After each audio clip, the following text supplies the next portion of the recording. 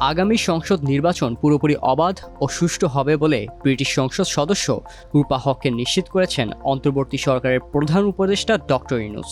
4 December রাষ্ট্রীয় অতিথি ভবন যমুনায় এ কথা বলেন তিনি।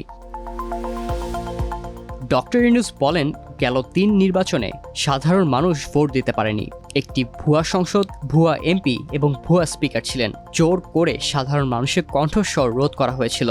সেই কণ্ঠস্বর আজ ফিরে পেয়েছে দেশের মানুষ। নির্বাচনের সম্ভাব্য তারিখ, সংস্কার প্রক্রিয়া এবং রাজনৈতিক দলগুলোর অংশগ্রহণ নিয়ে জানতে চান রূপা হক। বলেন, বাংলাদেশ 2 দেখে আমি সত্যিই অনুপ্রাণিত। ডক্টর ইউনূস নির্বাচনের 2টি সম্ভাব্য সময়সীমার কথা তাকে জানান। এর একটি ডিসেম্বর 2025 কিংবা 2026-এর মাঝামাঝি বলে উল্লেখ করেন তিনি। বলেন, চূড়ান্ত তারিখ নির্ধারণ হবে কতটুকু সংস্কার হবে তার উপর। আগামী নির্বাচন প্রত্যক্ষ করতে বাংলাদেশে আসতে আগ্রহ প্রকাশ করেন ব্রিটিশ সংসদ সদস্য। এর আগে যুক্তরাজ্যের ব্যবসায়ীদের প্রতিনিধি দলের সঙ্গে তিনি প্রধান উপদেষ্টার বিশেষ দূত লুৎফে সিদ্দিকী, বিআইডিএ চেয়ারম্যান আশিক মাহমুদ চৌধুরী এবং জ্যেষ্ঠ সচিব লামিয়া মোর্শেদের সঙ্গে দেখা করেন।